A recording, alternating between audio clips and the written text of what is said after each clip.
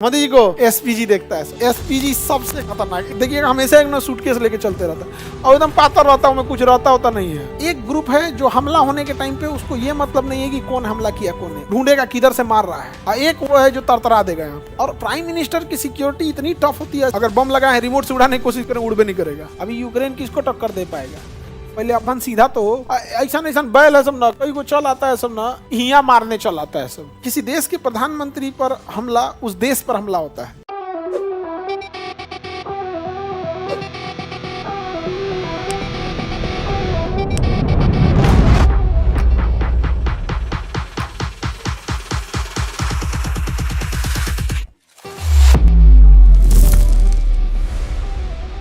जो प्रधानमंत्री हो जाए राष्ट्रपति की सुरक्षा के लिए, NSG, national security guards, NSG, इन्हें ब्लैक कैट कमांडो भी कहते हैं।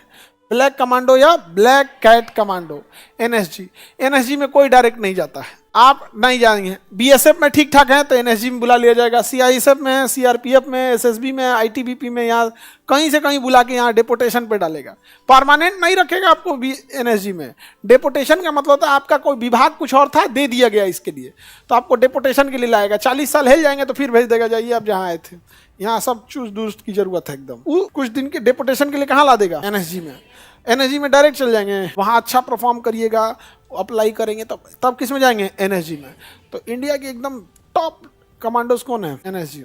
अब जैसे यार 5.5 फीट 7 इंच आपकी हाइट है, आप बीएसएफ में जा सकते हैं, किसी में जा सकते हैं, लेकिन उसमें से इसमें आने के लिए कम से कम 6 फीट खोजेगा। मतलब एक तो उसमें क्रीम भर्ती किया, उसमें वो महा क्रीम लेके इसमें आया हम देखिए, कभी किसी एवरेज हाइट वाले को आप देखे ही नहीं होंगे कमांडो में, सब इतना बड़ा हाइट का रहता है, समझा गया? तो एकदम टॉप कहाँ पहुंचा है? एनएसजी में। एनएसजी जिसको मिली रहती है, एनएसजी कवर एकदम वीवीआईपी रहता है, बड़े बड़े मिनिस्टर्स लोग को मिली रहती है एनएसजी कवर।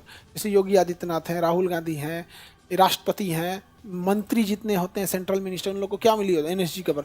काले कवर लेके ऐसे देखे होंगे खड़े रहते हैं लोग, समझा गया कि नहीं गया? उनकी सुरक्षा के लिए।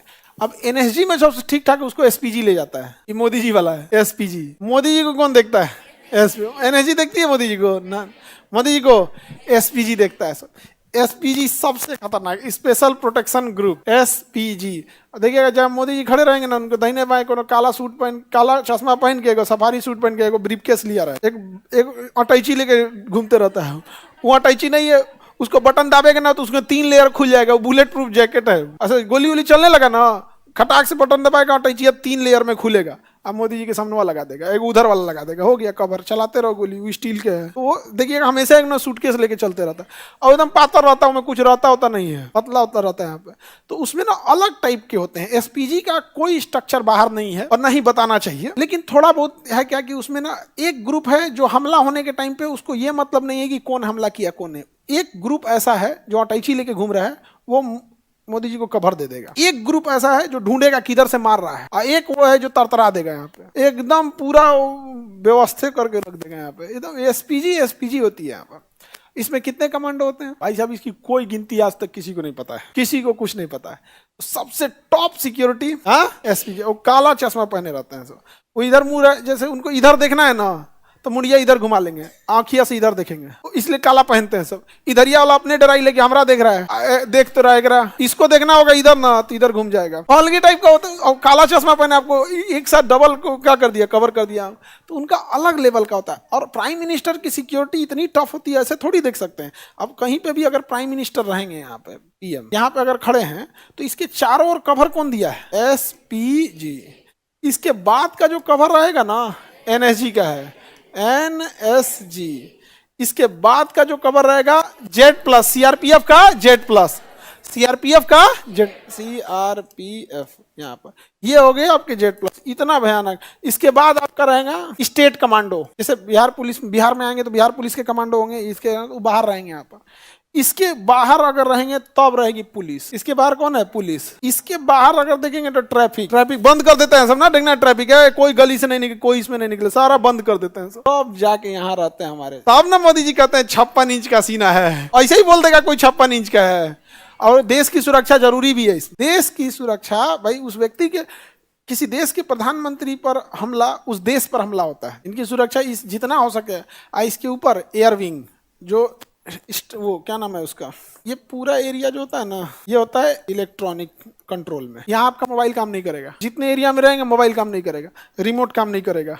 अगर बम लगा है रिमोट से उड़ाने की कोशिश करें उड़ भी नहीं करेगा। जैमर लेके घूमता है सब इनके उसमें, ये नहीं कि कोनो फिल्म विल्म में देखते हैं बम लगा दिया हीरोगा और रिमोट अब नहीं जाएगा, बैटरी ये नहीं है, फिर घूमेगा बैटरी उटरी खोजेगा। मतलब फिल्म का एक ही कहानी होता है, उतार चढ़ाव दिखाते रहो लोग पब्लिक होते रहे, लास्ट में दबाएगा बम फूट जाएगा, इससे या जैमर लगा देगा, कोई जैम काम नहीं करेगा। तुम ड्रोन लेके उड़ाओगे ना, ड्रोनवा गिर जाएगा। अगर तुम्हें मन किया कि भाई हम बियाह वाला ड्रोन खरीद लिए हैं, एकदम पास से फोटो खींचेंगे मोदी जी का, ना खींचा पाएगा, इसके आगे जाते ड्रोन यहीं गिर जाएगा। वहाँ जैमर लगा, उसको सिग्नल नहीं मिलेगा, और ड्रोन को जब सिग्नल नहीं मिलेगा क्या हो जाएगा, गिर जाएगा। कोई मोबाइल वोबाइल उस एरिया में कुछ भी काम करने वाले नहीं। ये वीडियो कॉल पे दिखाई दे मोदी जी भाषण दे रहे हैं, एक काम ही नहीं कर रहा है, नेटवर्क नहीं काम करेगा। आगे बढ़े। अच्छा, मीडिया वाले लोग का उनका अपना वो लेके घूमते हैं लोग, देखना ना उसको, एक टीवी टाइप का होता है, उस पर सेटअप लेके उनका पूरा सिस्टम लेके चलते रहते हैं लोग, तो उनका उस फ्रीक्वेंसी से वो होता है वहाँ पे उनका। और सारे मीडिया वाले थोड़े घूम रहे होते हैं, एएनआई वगैरह को लेके चलते हैं कि कोनो मुंह में माइक लगा देगा ये लोग के मुंह थोड़ी है होता है। एएनआई हो गया, पीटीआई हो गया, आईएनएस हो गया, ये हो गया, 18 नेटवर्क हो गया अपना। बेसिकली एएनआई ले लिया तो एएनआई सबको नहीं होता है, मोदी जी आएंगे तो उनके साथ एक एएनआई का वो आता है। एएनआई है बड़का चीज, कहीं पे देखिएगा जो भी बड़का होगा ना तो कोई एएनआई का कभी पत्रकार आपको नहीं दिख सकता है, का रूल है। कभी भी एएनआई इंटरव्यू लेगी ना तो देखिएगा सामने से कोई सवाल पूछ रहा होगा और एएनआई का माइक लगा होगा, पत्रकार नहीं दिखेगा। वो न्यूज एजेंसी है, पत्रकार नहीं है। चाहे पीटीआई हो गया, वो चेहरा उनका नहीं दिख सकता है। आजकल तो थोड़ा सा मीडिया में भी क्या है, थोड़ा ट्रेनिंग लेने की जरूरत है। बिना ट्रेनिंग का लेने के बाद क्या है ना, खुद की क्रेडिबिलिटी घटने लगती है। अब ऐसा नहीं है कि लोहा का पाइप खरीद लिया सवाल पूछ दिए, लोहा का पाइप खरीद लिए बाकरगंज से, यहाँ पटना में है ना बाकरगंज, लोहा का पाइप लगा दिया, ऐसे नहीं होता है। उसके लिए भी है क्या कि थोड़ा सा कैसे सवाल पूछना है, कब नहीं, पहले से तैयारी होना चाहिए। सामने बैठ के पूछता है, अच्छा फलानी ने बोला आपका क्या कहना है, ये क्या मतलब भाई, हमारा क्या कहना है, तो तुम्हारा क्या काम है आगे बढ़े। तो सबसे टॉप लेवल की सिक्योरिटी एसपीजी केवल किसे मिलेगी, हाँ केवल पीएम को मिलेगी। ना सबको एनएसजी। राष्ट्रपति को कौन कुछ बोलने जाएगा जी, करते कौन चाहिए वो, हाँ? राष्ट्रपति करते क्या है, खाली भी दिन भर साइने करते करते परेशान हो जाते हैं। हाँ आगे बढ़ जाए, किसी को दिक्कत। सबसे पुराना एएनआई कहाँ मिलेगा भाई, एएनआई छोट मोट मामले में जो भी नहीं करेगा। ANI, PTI, INS, BBC, CNN सब छोट मोट में जाएंगे, ये सब ही नहीं। ये थोड़े है कि केकरो में लगा दिया माइक, इन लोग का मतलब ये सीएनएन तो और अमेरिका सब दहला देगा, उसमें दे दिए तो उसका अलग है।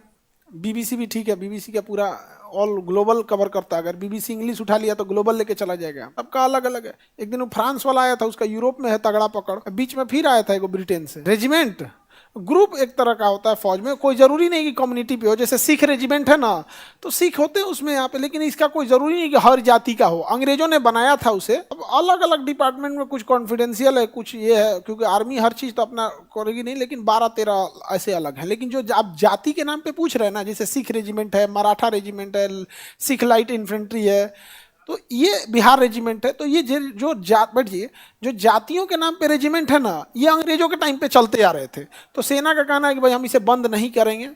अब तरह तरह के बीच में बात उठती है कि यादव रेजिमेंट भी होना चाहिए, अहिर रेजिमेंट। उनका कहना भी गलत नहीं है, मारधार में कहाँ पीछे है भाई, युद्ध होगा तो ये अकेले लाहौर और सब लेके चलाएंगे यहाँ पे। तो इनका कहना है कि भाई राजपूत रेजिमेंट है तो हम यादव रेजिमेंट मांग रहे हैं, तो क्या गलत कर रहे हैं, क्या हम लोग लड़ने में पीछे हैं? भाई हकीकत बात है कि लड़ने में तो पीछे नहीं है। पहले क्या था, जब अंग्रेज थे, आज से 200-250 साल पहले, तो लड़ाई एक जाति विशेष तक ही सीमित थी, तो उन्होंने बनाया था। तो सेना का कहना है कि अगर हम जाति विशेष पे नया गठन करने लगेंगे तो फिर हर जाति का अपना अपना, सेना में तो कोई ऐसा नहीं ना कि किसी एक ही जाति के लोग हैं, हर जाति हर धर्म के लोग हैं सेना में। तो थोड़ा सा ये चीजें कंट्रोवर्शियल हो जाती, समझ में आएगी नहीं आएगा। अब उनका कहना है कि तो फिर बाकी सबको एक जैसा कर दीजिए। अब इतना दिन से नहीं किए तो हम कैसे खत्म कर देंगे अभी अचानक से? सबका सिंबल आ चुका है, सबका कुछ आ चुका है, तो वो है। हालांकि हर जाति के हिसाब से ये ग्रेनेड, पहले क्या था ना कि बम फेंकने वाला ना, ग्रेनेड फेंकने वाला अलग आते थे, सब लंबे हाइट के रहने चाहिए, तब जाके वो ग्रेनेड फेंकेगा तोप टैंक को उड़ाने के लिए। तो वो रेजिमेंट का नाम रख दिया ग्रेनेडियर। अभी ग्रेनेडियर बहुत सारे हैं लोग हैं, अब तो नॉर्मल आदमी भी ग्रेनेडियर तो गन से मारता है। तो ये सब का अपना अपना सेना का अलग अलग रूल रहेगा।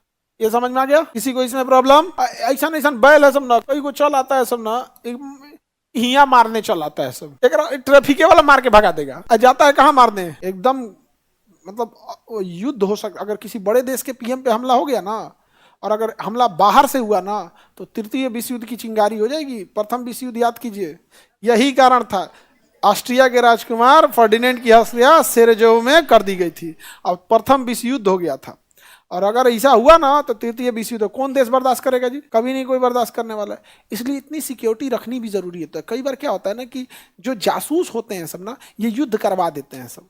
अब जैसे मान के चलिए कोई जासूस है और चाइना का जासूस है, वो भारत को कमजोर करना चाहेगा, पाकिस्तान के किसी पीएम पे हमला करा देगा, और जो हथियार का यूज करेगा वो इंडियन होगा, जिसे गोली चलाने के लिए पैसा देगा उसका कहीं ना कहीं इंडिया से कनेक्शन दिखा देगा, जो चलाएगा उसके जेब में इंडिया का पैसा रख देगा, इंडिया का सिम रख देगा। क्या जाता है उसको, इंडियन भले नहीं है लेकिन चलाया, पासपोर्ट रख दिया इंडिया का, सिम रख दिया इंडिया का।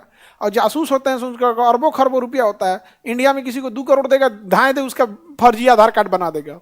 2 करोड़ में तो उसको भारत का विधायक घोषित कर देगा, उसको फर्जी आधार का। तो एक जासूस के लिए बजट कोई मायने नहीं रखता है, जितना भी खर्चा कर, तो वो जो चलाएगा उसके पास एक इंडिया का आधार कार्ड घोषित कर देगा, पासबुक बना देगा। बैंक में, अब प्राइवेट बैंक में जाके कहिएगा हमको 1 करोड़ रुपया जमा करना है, तो कहेगा आधार कार्ड बाद में दीजिएगा।